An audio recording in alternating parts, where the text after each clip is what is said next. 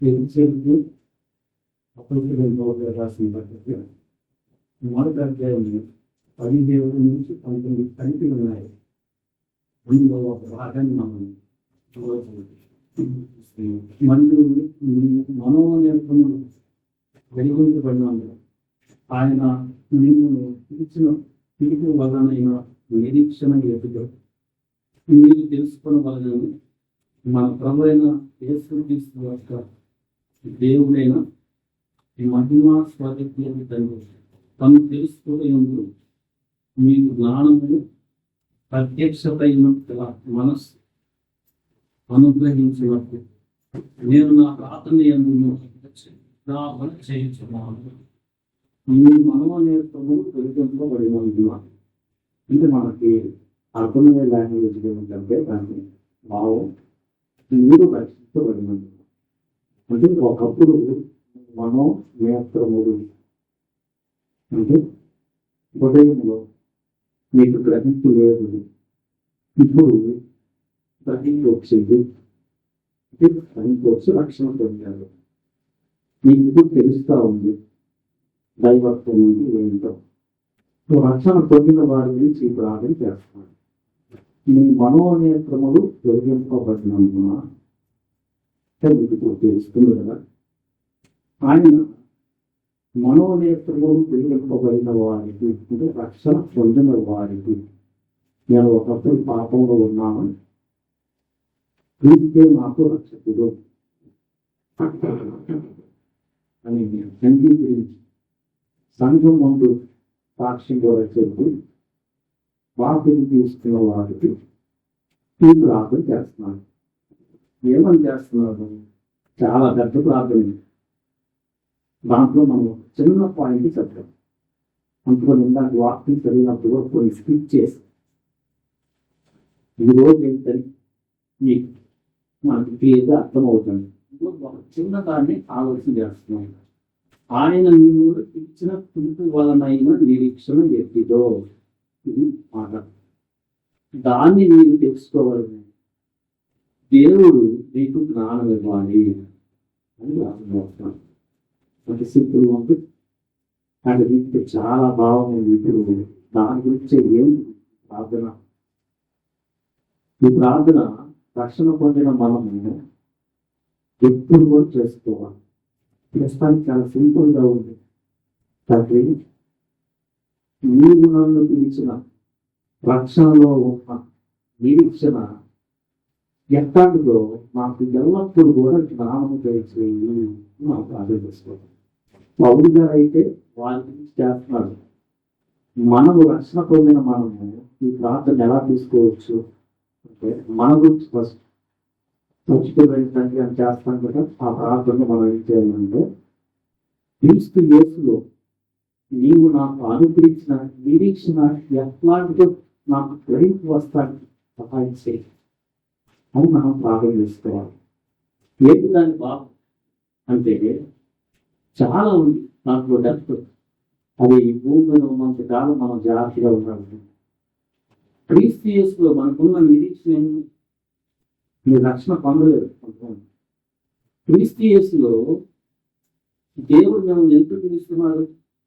అసలు మీకు కూడా ఇన్నిసార్లు దిగిపోవడానికి ఇంకా రక్షణ గురించి ఆలోచన చేయలేదంటే మీకు ఇంకా మనోనేత్రాలు వెలిగింపబడాల. మీరు వస్తున్నారు, వింటున్నారు, కానీ ఇంకా కన్విక్షన్ రావట్లేదు. అందులో మీరు ఇంకా ఆలోచన చేస్తున్నారు, వింటున్నారు. సో కొంతమంది తెలుసుకున్నారు, కానీ ఇంకా చాలా ఉంది తెలుసుకోవాల్సిందే. ఆ నిరీక్షణ ఏంటి? అది ఎల్లప్పుడూ కూడా తెలిసినట్టుంటే మళ్ళీ ఆయన సందర్భం వచ్చినప్పుడు తెలియని వారినాడు మనం ప్రవర్తిస్తుంది. అందుకని ఈ ప్రార్థన మనం రక్షణ పొందిన తర్వాత కూడా ఎప్పుడు చేసుకోవాలి. క్రీస్తు యేసులో తండ్రి నువ్వు నన్ను పిలిచావు, ఆ పిలిచిన నిరీక్షణ ఎత్తిలో అని పౌలు ఎఫెసీ సంఘంలో ఉన్న విశ్వాసుల కోసం ప్రారంభించాడు. ఏంటి నిరీక్షణ? మొట్టమొదటిగా రక్షణ లేని వారికి క్రీస్తు యేసులో ఏ నిరీక్షణ ఉంది? పాపక్షమాపణ. మీకు ఇంకా తెలిసి కూడా చాలా వెళ్తున్నారు. మీరు మనోనేత్రాలు ఇంకా కన్ఫ్యూషన్ రాట్లా. ఆ కన్ఫ్యూషన్ ఉంటే మీ జీవితంలో ఏ పాపంలో ఉన్న క్రీస్తు యేసులో నాకు పాపక్షమాపణ ఫస్ట్ యేసు ప్రభు గురించి మత్తయి సువార్త 12వ అధ్యాయం 21వ వచనంలో ఈయన నామము అన్యజనులు నిరీక్షించగలను. అన్యజనులు క్రీస్తు యేసు క్రీస్తు యూదుల్లో వచ్చాడు. వారు యూదులు కాకుండా మిగతా వాళ్ళందరూ కూడా అన్యజనులు. మనము నేను మీరు అంటారు. అన్యజనులకి వాళ్ళు ఎక్కువ మంది విగ్రహాలు వారు నిరీక్షించలేదు. కానీ వాళ్ళు కూడా యేసు క్రీస్తు ద్వారా నిరీక్షించారు. వాళ్ళు ఎలా అనుకుంటున్నారు, నేను పాపం చేస్తుంటే నా భక్తితో జన్మ తీశాను. అదిగా వాళ్ళకు కూడా యేసు క్రీస్తు నిరీక్షించారు. వాళ్ళు ఈ జన్మ అంటే అని వదిలేయకున్నాను. జాగ్రత్తగా క్రీస్తులో ఉన్న నిరీక్షణ ఏంటి అని అంటే మొట్టమొదటిగా ఆయన విషయం గురించి పాపాన్ని ఒప్పుకుంటే ప్రభు అని పరిశుద్ధమైన రక్తంలో నా హృదయాన్ని కలిగి నన్ను మీ దగ్గర చేయొచ్చు అని వాళ్ళు క్రీస్తులోకి దిగితే వాళ్ళకు కూడా నిరీక్షణ ఉంది. కానీ చాలా మంది అది తెలియదు. అది తెలియకుండా కొంతమంది ఏం చేస్తారంటే జీవితంలో నిరాశ నిస్పృహ వచ్చినప్పుడు ఆత్మహత్య చేస్తారు. ఎందుకు? వాళ్ళకి క్రీస్తులో నిరీక్షణ ఉంది అనే విషయము వాళ్ళు అసలు వినకుండా ఉండాలి.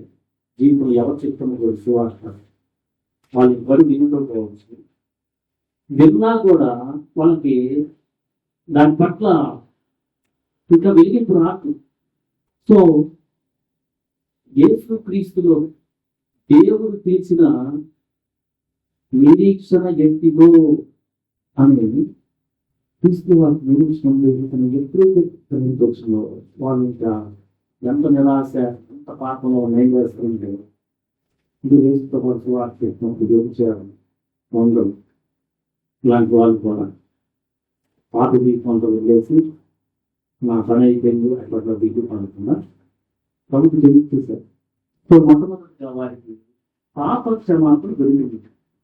సొంత కష్టం లేని వారు తెలుసుకోవాల్సింది ఏంటంటే సృష్టికర్త అయిన దేవుడు తన కుమారుడిని ఒక గొప్ప నిరీక్షించాడు. అందులో ఒక భాగం ఏంటంటే నువ్వెంత నీ పాపం వల్ల ఎంతో మనోచింతన ఏంటి తెలియదు, అభద్రతా భావంలో తెలియదు, ఆత్మహత్య చేసుకోవాలి ఎట్లా ఉన్నా ఆవి ఆత్మ చేసుకుంటే నీ ఆత్మ మరకానికి కాదు. నీకు నిరీక్షణ ఉంది ఏంటంటే ఆయన దగ్గరికి వస్తే యేసు క్రీస్తులో తీసుకున్న దేవుడు నువ్వు క్రీస్తుని అంగీకరించి క్రీస్తు ద్వారా దేవుడి దగ్గరికి వస్తే నీకు మొట్టమొదటిగా పాపక్షమాపణ. ఆ స్టెప్ మొట్టమొదటి తీసుకున్న వాళ్ళని పౌలు చెప్తున్నాడు. నీ మనోనేత్రములు వెలిగించబడినందున్నాను. 17-19 ఉన్న భాగం ఒక్క భాగాన్ని ధ్యానం చేస్తాను. నీ మనోనేత్రములు వెలిగించబడినందున ఎవరు వెలిగించబడిన వారంటే క్రీస్తుని అంగీకరించి స్టెప్ తీసుకున్నవారు. ఇంకా తీసుకోవట్లేదంటే వాళ్ళ మనోనేత్రములు వెలిగింపబడట్లేదు. అంటే వాళ్ళకి ఇంకా లోపల ఏదేదో ఉన్నాయి వింటున్నారు. కానీ ఎప్పుడైతే మనోనేత్రములు వెలిగింపబడతాయో అప్పుడు క్రీస్తుని అంగీకరిస్తారు. ఫస్ట్ స్టెప్ వారికి పాప క్షమాపణ. అయితే పౌలు గారు ఈ ప్రార్థన చేస్తున్నారు. క్రీస్తు అంగీకరించిన వారి ఏమని చేస్తున్నారు అంటే మరియు మీ మనోనేత్రములు వెలిగింపబడినందున ఆయన మిమ్మల్ని విడిచిన తీర్పు వల్లనైనా నిరీక్షణ వ్యక్తితో ఈ ప్రార్థన మనం చేసుకోవాలి, ధ్యానం చేస్తుంది. ఇప్పుడు రక్షించబడిన వారికి క్రీస్తు యేసులో ఉన్న నిరీక్షణ ఏంటి? కొంతమందికి మొట్టమొదటి లెవెల్గా అసలు ఏంటో తెలియదు, అంటే అసలు వినోదం లేదు. దాని భావం యేసుక్రీస్తులో దొరికేది ఏంటి? ఒకటి పాప క్షమాపణ దొరుకుతుంది, వార్త తీసుకున్నా అంతేనా అని చెప్తూ ప్రభువులో దేవుడు మనం ఇచ్చిన కుటుంబమైన నిరీక్షణ మీకు పూర్తిగా తెలుసుకోవడంలో జ్ఞానం కావాలని నేను ప్రార్థన చేస్తున్నాడు రక్షణ పొందిన వారికి. యేసుక్రీస్తులో మనకి దొరికింది మొట్టమొదటి జ్ఞానం తెలియాలి. ఫస్ట్ యేసుక్రీస్తులో మనకేం దొరుకుతుంది? రక్షణ తీసుకోబోతున్నాం, పాపం తీసుకున్నాం. క్రీస్తులో నీకు దొరికేది నీ పాప క్షమాపణ అని తీసుకున్నాం. ఫస్ట్ స్టెప్ అది. తర్వాత అంతేకాదు నీకు ఇంకా దాని యొక్క క్రీస్తు యేసులో ఉన్న నిరీక్షణ, దేవుడు తన కుమారుల్లో వచ్చిన నిరీక్షణ పూర్తిగా తెలియాలి. ఆ జ్ఞానాన్ని దేవుడు ఇవ్వాలని ప్రార్థన చేస్తాం. సో లేఖనాల్లో మనకేం దొరుకుతుంది? క్రీస్తు యేసు మనకి దొరికే దేవుడు. అది ఫస్ట్ ఇన్ఫర్మేషన్ తెలియటం ఒకలేమన్నా తెలుసుకోవాలి. ఫస్ట్ ఇన్ఫర్మేషన్ అంటే అసలు వినకపోతే మొట్టమొదటిసారి ఏం దొరుకుతుంది, తర్వాత అది మన లైఫ్ అయితే ఉండాలి. సో ఫస్ట్ ఏం దొరుకుతుంది? పాప క్షమాపణ, తర్వాత మనం క్రీస్తు యేసులో మనకి పునరుద్ధానం ఉంది. ఈ మాట చాలాసార్లు క్రీస్తు యేసులో మనకి ఏముంది? పునరుద్ధానం ఉంది. ఇది జ్ఞానం, ఇన్ఫర్మేషన్ విన్నాం. ఇన్ఫర్మేషన్ కానీ ఇది మన లోపలి హృదయాంతరాల్లోకి వెళ్ళి అంటారు అంతం ప్రార్థన చేసుకోమంటున్నాం. క్రీస్తు యేసులో మనకి మహిమ శరీరము, పాప క్షమాపణ అయిపోయింది. తర్వాత ఏముంది? ఇక్కడ మహిమ శరీరము. నేను ఇంతసేపు చెప్తున్నాను దీని గురించి, నాకు ఓన్ ఇన్ఫర్మేషన్ తెలుసు. ఎందుకంటే అక్కడ లేఖనాలు చూసి పునరుద్ధానం ఉండేదా, కానీ దాన్ని ప్రత్యక్షం చేయడం నాకు రావచ్చు. అంటూ నేను ప్రార్థన చేస్తాను. ఎందుకంటే నా బాడీ చీకిపోతుంది, నా శరీరము ఇబ్బంది పడుతున్నప్పుడు ఈ మాట రాద్దాను, ఈ మాట నాకు గుర్తుండదు, ఈ మాట నాకు జీవితం అవ్వకుండా నేను బాధపడిపోతూ ఉంటాను. నేను ఒక నిరాశలో వెళ్ళిపోతూ. ఎందుకు అంటే ఈ నిరీక్షణలో ఈ బాడీ చీకిపోయిన మహిమాడు అనే ఒక భావం నాకు ఇంకా అర్థం కాదు. ఇన్ఫర్మేషన్ తెలుసు, కొంతమందికి ఇన్ఫర్మేషన్ కూడా తెలియదు. అంటే తీసి మనం సరిపోతాం, ఏమవుతాం, మనము ఒక సమయం వస్తుంది ఆయన అంగీకరించి మనం జీవ పునరుద్ధానం తెలుస్తాము. ఇది ఒక ఇన్ఫర్మేషన్ తెలుసుకోవాలి. అది కూడా కొంతమందికి తెలియదు. ఫస్ట్ అది తెలుసుకోవాలి ఏముంది, బట్ అది నా లైఫ్ అవ్వాలి. ఆ ఇన్ఫర్మేషన్ మర్చిపోవటము నేను కొంచెం కనపడతా ఉంటాను. నేనంటే ఒక విశ్వాసం తెలిసినా కానీ కనపడుతుంటాడు. అసలు వినని వాళ్ళు వేరు, అసలు ఏమి అజ్ఞానంలో ఉండేసి అసలు సరిపోయిన తర్వాత ఏమవుతామో తెలియకుండా చనిపోతాడు ఆప్షన్ తీసుకునే వాళ్ళు. సో క్రీస్తు యేసు రెజరెక్షన్ అనేది ఉంది. అంటే వృద్ధాప్యం వల్ల, కొన్నిసార్లు శరీరంలో ఇబ్బందుల వల్ల మాకు బాగా ఇబ్బంది వస్తుంది. ఏంటి చేయాలన్నా ఏమి అని మనం ఇబ్బంది పడతా ఆ ప్రమాదం మాకు ఈ లైఫ్ టెంపరీ, ఈ లైఫ్ వదిలేసానంటే అనే మాట మన హృదయంలో వెళ్తూ దాన్ని ప్రత్యక్షత అంటారు. అది ఇంపార్టెంట్. ఇందాక నామం ఉంది, అది ఫస్ట్ స్టెప్ ఇంపార్టెంట్. ఇప్పుడు ఆ ప్రత్యక్షత నీకు తెలియాలని ప్రార్థన చేస్తారు. ఆ నిరీక్షణ ఏంటంటే ఈ ప్రార్థన మనం ఎప్పుడు చేసుకోవాలి? దేవుడు క్రీస్తు యేసులో మిమ్మల్ని తెలిసిన నిరీక్షణ వ్యక్తిలో అని మీరు తెలుసుకోవాలని దేవుడు జ్ఞానం ఇవ్వాలని చేస్తాడు ప్రార్థన. ఇంకా క్రీస్తు యేసులో ఏముంది నిరీక్షణ? నిత్య జీవము. ఇది కూడా ఇన్ఫర్మేషన్ మనకు తెలుసు. ఇది తెలియదేం కాదు. పాపం వల్ల వచ్చి జీవితం, మరణం అయితే దేవుడి కృపావరము, మన ప్రభు చేస్తున్నందు నిత్య జీవము. ఎన్నిసార్లు విన్నాము. కొంతమంది వినకపోవచ్చు, జ్ఞానం నేర్చుకోవాలి ఏమున్నది అని. కానీ ఆ నిత్య జీవము ఉంది అనేది నా హృదయంలోకి వెళ్ళాలి. అది ప్రత్యక్షం. హృదయంలోకి వెళ్ళకపోతే దాని గురించి నేను బాధపడుతున్నప్పుడు నాకు గుర్తు రాదు. ఎప్పుడు హృదయంలోకి వెళ్తుందో అది ఎప్పుడు వెళ్తుందంటే పౌరులు గారు ప్రారంభం చేస్తున్నారు. ఎంత నిరీక్షణలో నీకు తెలియాలి మనం చేసుకోవాలి. క్రీస్తు నిత్య జీవం ఉంది. ఆ నిత్య జీవం ఉందని మనకి అర్థం ఎప్పుడవుతున్నట్టు అంటే కష్టాలు వచ్చినాయి. కష్టాలు వచ్చినప్పుడు మనకు అది అర్థం కాకపోతే మన నోటిని మనం పెట్టుకుంటూ ఉంటాం కర్మలు. ఎందుకంటే నువ్వు విన్నా నీకు అర్థం కాదు. అదే అర్థమైందనుకో ఆ సమయంలో నాకు నిత్య జీవం ఉంది, ఎల్లప్పుడూ నేను జీవిస్తాను అని. ఇప్పుడు యోగు శ్రమ వచ్చింది, శ్రమ తీస్తా మాలో నా విమోచకుడు సజీవుడు అని ఎట్లుందన్నమాట 19 చేసుకుంటారు. తర్వాత ఆయన భూమి మీద నేను ఎరుగుదను. 26 ఇలాగూ ఆ శరణము పోయిన తర్వాత శరీరంలో నేను దేవుడు. ఈ ఎంత చెప్పగలుగుతున్నాడు ఈ మాట?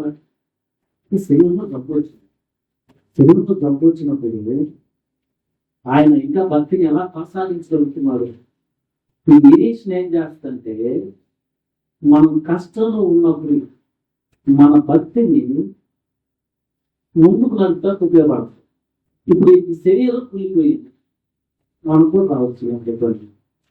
నేను చెప్తున్నాడు నా విమోచకుడు సజీవుడు, ఆయన ఒకసారి వస్తాడు. ఈ చర్మం చీకిపోయిన తర్వాత నేను శరీరంతో కింద శరీరం లేని వాడు అంటే మహిమా శరీరంతో మన తీరుతారు తీసుకొస్తే పక్కన మనం ఇస్తాం. అది బాగా అర్థమయ్యే పనిది. అది మనం వివాహం వచ్చినప్పుడు పడుతున్న కష్టాన్ని జయించగలిగాం. అది అర్థం కాక ఒక ఇన్ఫర్మేషన్ గా ఉంది. మహిమా శరీరం వస్తుంది ఇన్ఫర్మేషన్ ఉన్నంత మాత్రాన మనకు జబ్బు వచ్చినప్పుడు అలవాటు వచ్చేస్తాం. ఎప్పుడైతే మన హృదయంలో పెట్టిందో క్రీస్తు ఉన్న నిరీక్షణ ఏంటంటే ఈ శరీరం చీటిపోయినా ప్రభు వచ్చినప్పుడు నేను మళ్ళా మహిమా శరీరంతో నిలుస్తాను. ఇప్పుడు చచ్చిపోయినా మాది టెంపరీ, ప్రభు వచ్చినప్పుడు నిత్యం జీవిస్తూ ఉంటా ఆయనతో.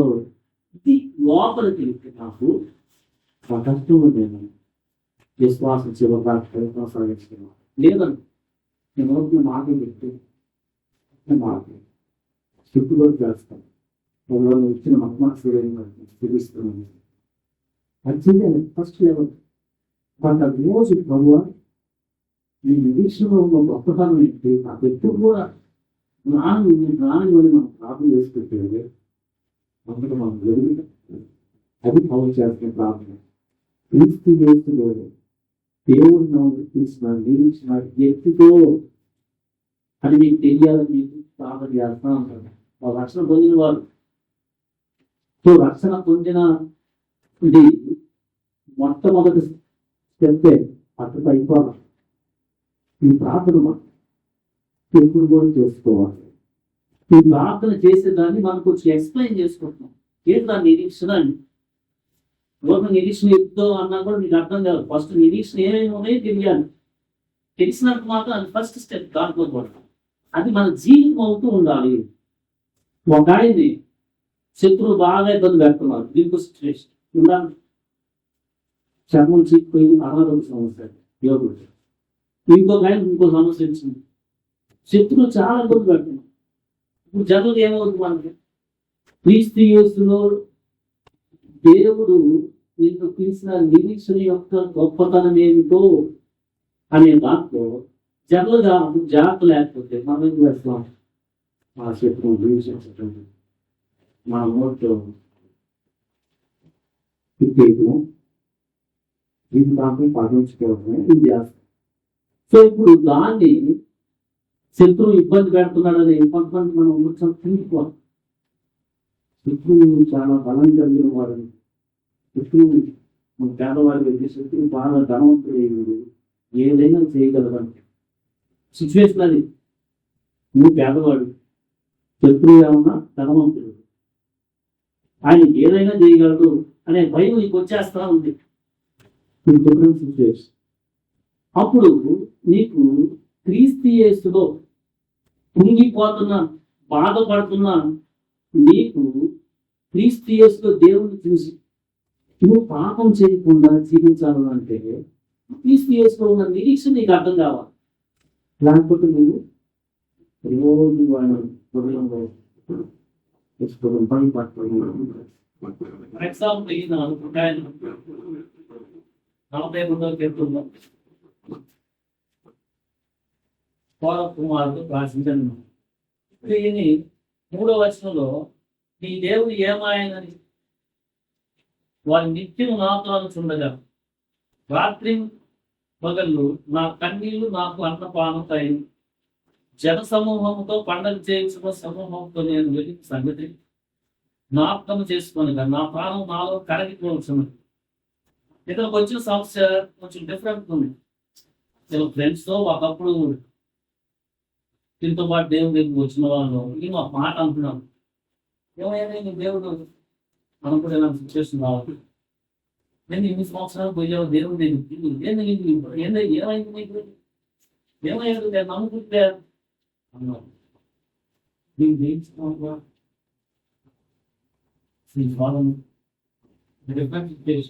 సో క్రీస్తు యేసులో ఉన్న నిరీక్షణ ఎట్టిందో అనేది నీకు తెలిస్తే 5వ వచనం చదవండి. నా ప్రాణమా నీవు వేరే కృతి ఉన్నావు, నాలో నీ వేరే భద్రపరుచున్నావు. దేవుడు ముగించిన ఇప్పుడు ఆయనే నా రక్షణకర్త అను నా దేవుడని చెప్పుకొనచ్చు. ఇంకను నేను ఆయనను స్తుతించను. ఈ బాధగా మనం చేసుకోవాలి.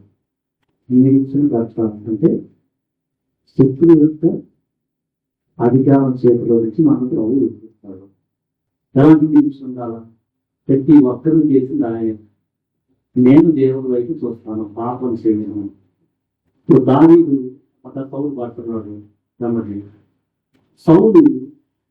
సౌలుని దావీదు పంపకుండా కేర్ఫుల్గా ఉండాలని ప్రయత్నం చేస్తున్నాడు. యెహోవా చేత అభిషేకించిన వాళ్ళు దావీదు వస్తుంది. ఏం చేయాలా చిక్కాడు, ఏం చేయాలా? ఆయన ఏంటంటే దేవుడు చూసుకుంటాడు, నేను చేసే ప్రయత్నం తప్పించుకోవాలా, మిగతాదంతా దేవుడు చూసుకుంటాడు. సో ఇప్పుడు మనం వీళ్ళు అంటున్నాడు, ఏం దేవుడయ్యా, ఈ దేవుడు ఏమయ్యాడు అన్నప్పుడు మన క్రీస్తు యేసులో నిరీక్షణ సరిగా తెలియకపోతే ఇక మనం ఎలా ఉంటామంటే నీకేం లేదా కొంచెం ఊపుతున్నాను అంటున్నాడు, ఏం తెలియదు ఏడవటం తెలియదు. క్రీస్తు యేసులో నిరీక్షణ ఆ బలం లేకపోతే మనం ఆహ్వానంలోకి వెళ్తాం. ఆ ప్రాణమా ఉంగవాక దేవుని నిరీక్షించి నేను ఇంకా స్థుతిస్తామంటున్నాడు. ఈయన మనం జాగ్రత్త లేకపోతే స్థుతించడం కాదు దేవుణ్ణి, ఈ స్వాదంలోనే పడి అలా వెళ్ళిపోతాం. అప్పుడు మనం ప్రార్థన చేసుకోవాల్సింది, క్రీస్తు యేసులో మా దేవుడు అన్ని విషయాలు విరోధంగా సహాయం చేస్తున్నాడు. శక్తులైన ఎవరిని చైనా వారి హృదయాలు మా వైపు చెప్పగలిగింది ఆయనే, నేను పాపం చేయను. ఇది ఎప్పుడు వస్తుందంటే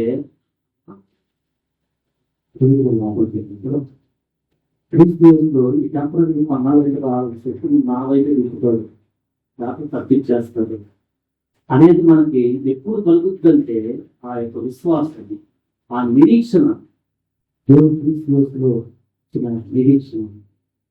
శాసన ప్రమాదంలో మన భక్తుల్ని దేవుడు తప్పించిన నిరీక్షణ, అవన్నీ మనం చేస్తుంటే అపరాధం ప్రమాదంలో పడినప్పుడు వినియోగించుతాడు. కానీ దేవుడు మనం తప్పించాడు, మనం కూడా తప్పిస్తాడు.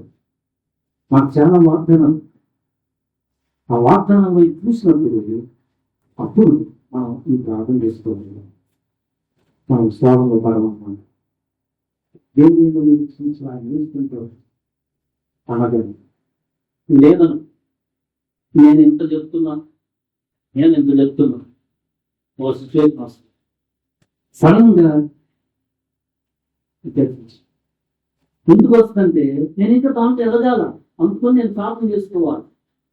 మా ప్రాణం నిరీక్షణ తండ్రి నాకు ఇచ్చిన నిరీక్షణ ఇప్పుడు కూడా నాకు అర్థమవుతానికి నాకు సహాయం చేయండి ప్రభు అని ప్రార్థన చేసుకుంటూ ఉంటే ఇలాంటి అప్పుడు గుర్తొస్తాయి. ఇది రక్షణ పొందిన వాడు జీవితాంతం చేసుకోవాలి. ఎందుకంటే ఇప్పుడు నిత్యం చేసామా ఇంకొచ్చే సిచ్యువేషన్కి సడన్గా అందులో పౌరు గారు ఆ సంఘంలో ఉన్న వారి గురించి మీరు క్రీస్తు యేసులో దేవుడు తెలిసిన నిరీక్షణ గురించి పూర్తి జ్ఞానం కలిగి ఉండాలని నేను నా ప్రాంతంలో ఎప్పుడు జ్ఞాపకం చేసుకుంటాను. పౌరు అయితే వాళ్ళ కోసం చేశారు. ఫస్ట్ మనం అయితే మన కోసం చేసుకోవాలి. కాబట్టి యేసు క్రీస్తులో నేను నాకు ఇచ్చిన నిరీక్షణ యొక్క గొప్పతనం నా హృదయంలో భద్రపరచాలి. ఇంకో సిచ్యువేషన్ వస్తుంది ఒక ఆయన. ఎందుకంటే రక్షణ పొందిన తర్వాత ఆ నిరీక్షణ యొక్క గొప్పతనం సరిగా తెలియ మన జీవితంలో ఇక్కడ వచ్చే సమస్యలు మన ఇబ్బంది పడదు. ఇంకొక ఆయనకి ధనం విషయంలో వచ్చేస్తుంది. ధనం విషయంలో ఒక రకమైన శోధన వస్తుంది. చాలా డిఫరెంట్ సిచ్యువేషన్. ఒకటే శరీరంలో ఇందాక యోగ చూస్తాడు. ఈయనంటే అనవసరంగా అంటున్నాడు జనాలు, ఏమయ్యాడు మీ దేవుడు. ఇంకొక ఆయనకి ధనం విషయంలో వస్తుంది. ఇన్ని మాటలు విన్నాడు. పరలోకంలో బంగారం కాళ్ళ కింద ఉంటుందని మాట విన్నాడు. దేవుని అని నాయ అని విన్నాడు. అక్కడ నేను ఇక్కడ అల్పకాల శ్రమ అనుభవిస్తే అక్కడ మోసే లాంటి ఎగ్జాంపుల్స్ విన్నాడు. ఇవన్నీ విన్న వ్యక్తి కూడా దానికి సరిగా టీసీఎస్లో ఉన్న నిరీక్షణ అర్థం కాలేదనుకో వీటిలో కనుక్కుంటా ఉంటాడు. ఏంటి నన్ను మోసం చేశావు, నాకు ఇవ్వాల్సిన నీకు రక్షణ పొందిన వారి గురించి చెప్తున్నాను. వాళ్ళు పాప క్షమాపణ ఆగిపోయారు. అంతే మాకు జ్ఞానం లేదు అసలు. మనకు తెలియాలి. ఏదైనా పోగొట్టుకున్నాను లోపలికి వెళ్ళాలి. అప్పుడు నువ్వు విశ్వాసం కలపండి. దానికి మనం ఏం చేయాలి? తీసుకున్న సంపద ఆయన కుమారుడు గారు వారసుడనే మాట, పరలోకంలో ధనం అనే మాట ఇవన్నీ తెలుస్తున్నాయి. కానీ ఇక్కడ వస్తున్న నాకు సమస్య, ఆ సమయంలో నాకు స్ట్రెంగ్త్ ఉండలేదంటే ఆయన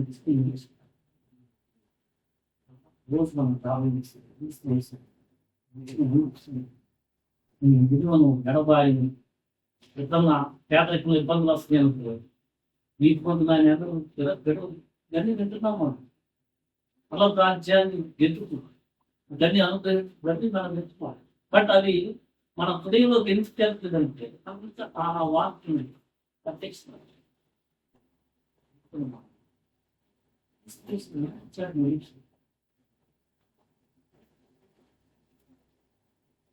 ఒక సమయం యోహాను భక్తుడు మొదటి యోహాను పత్రిక 3వ అధ్యాయంలో చదవండి. మొదటి 3 వచనాలు. మనం దేవుడికి విధవమై ఇవ్వబడినట్లు తండ్రి మన దగ్గర ప్రేమ అనుగ్రహించుకున్నాం. ఆయన దేవుని విధవడు. ఈ హేతు చేత లోకము మనగా ఎదురెదడు కనుక జ్ఞానము ఎదురలేదు. ద్వారా ఇప్పుడు మనం దేవుని విధవమై ఉన్నాం. మనమైతే ఏమవుతుందో అని ఇంకా ప్రత్యక్షపరచగలలేదు. కానీ ఆయన ప్రత్యేకమైనప్పుడు ఆయన అందరికీ ఆయనను పుట్టుకుని అంటారు. ఆయనను కోరి మనిషి ఎదుగుతుంది. మనకు రేపు గడపబోయే నిరీక్షణ ఏంటంటే యేసు ప్రభువారు వచ్చినప్పుడు యేసు ప్రభువారి లాగా అవుతామని అంత గ్లోరీ. కానీ జాగ్రత్తగా ఆయన ప్రత్యక్షమైనప్పుడు ఆయన ఉన్నట్టుగానే ఆయన చూస్తాం కనుక ఆయన పోలి ఉన్నాము అన్నాం. చాలా అమూల్యమైన మనం ఇక్కడ చాలా తడబాటు ఉంటుంది. అంటే ఇక్కడ ఈ వాక్య తెలిసిన కొంచెం పడిపోతాం.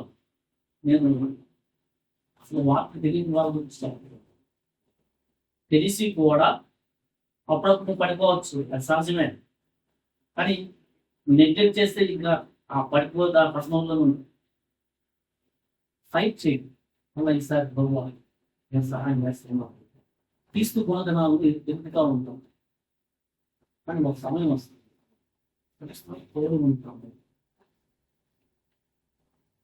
ఆయన యొక్క వెలుగులో మనం కూడా ఆయన వెలిగిస్తాం. సో ఆ నిరీక్షణ మనకు కరెక్ట్గా అర్థమైనప్పుడు, మనకి కష్టంలో ఉన్నప్పుడు ఇలాంటి మాట చెప్పగలరు. ఫర్ ఎగ్జాంపుల్, రోమికి రాసిన పత్రికలో పౌలు చెప్పినట్టు మనం చెప్పగలం. 8వ అధ్యాయం 18 చదవండి. ఇతర ప్రత్యర్థులు నాలుగు వైపు ఎదుట ప్రారంభ సభలు ఎక్కడికి కావాలి ఉద్దేశిస్తున్నాను. ఇంకా ప్రత్యక్ష బాగోవు అన్నాడు, ఇంకా జరగదు అంటే నిరీక్షిస్తున్నాడు ఈయన. సో ఈయన శ్రమలో ఎట్లా దేవుని యొక్క ఆనందించగలుగుతున్నాడు అంటే కరెక్ట్గా తెలుస్తుంది. ఆ శ్రమలో రాబోయే మహిళతో పోల్చుకొని రాస్తాడు. ఇతరే చేసింది అంత తప్పు శ్రమ. సో అనుకోని మనకి ఆయన చేసుకునే ప్రార్థనలు కూడా చాలా డిఫరెంట్ గా ఉన్నాయి. ఫిలిప్పీయులకు రాసిన పత్రిక 3వ అధ్యాయంలో 9వ వచనం చదవండి. క్రీస్తును సంపాదించుకొని ధర్మశాస్త్రం నెరవేర్చడానికి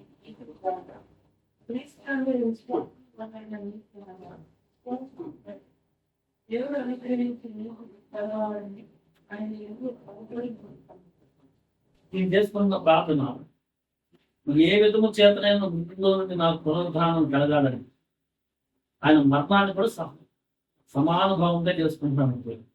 ఆయన శ్రమల్లో నేను పాలివాడాలంటే ఎంతో ఎదుగుని అంటున్నాడు. సమస్తాన్ని కూడా లెక్క చేయలేదు, నష్టపరుచుకొని పెంటతో సమానంగా ఎంచుకుంటున్నామండి.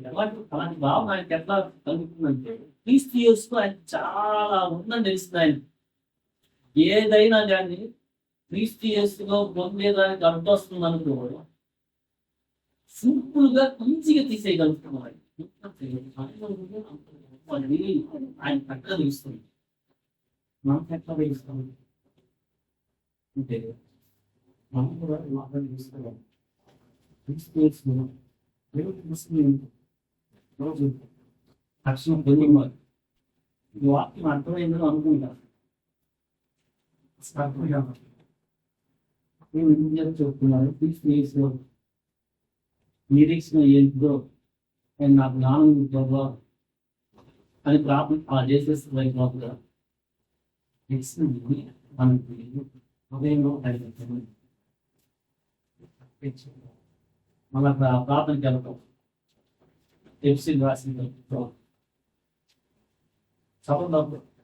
మరియు ఈ మనోనేత్రము వెలిగింపబడినందున ఆయన మిమ్మల్ని పిలిచినట్టు వాళ్ళనైన నిరీక్షణ ఎక్కువ పరిశుద్ధులలో ఆయన స్వాధీనం. భూమి ఆ మాట తెలుగు వచ్చేది తండ్రి అయిన దేవుడు ఆయన చదువు. అందులో మిగతా చాలా ఉన్నాయి అంశాలు, అవన్నీ కావాలి.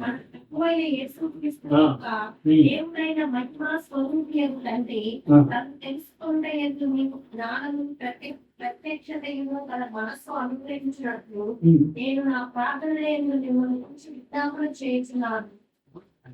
ఇంకా కొన్ని ఉన్నాయి. ఇప్పుడు 62వ కీర్తనలో దావీదు ఆయన కూడా ప్రార్థన చేసుకుంటున్నారు. దేవుని నమ్మకాన్ని మౌనంగా ఉండదు, ఆయన వలనే నాకు నిర్మించిన కల్పించినాడు. అట్లా ప్రార్థన చేసుకుంటారు. ప్రార్థన చేసుకుంటున్నాను.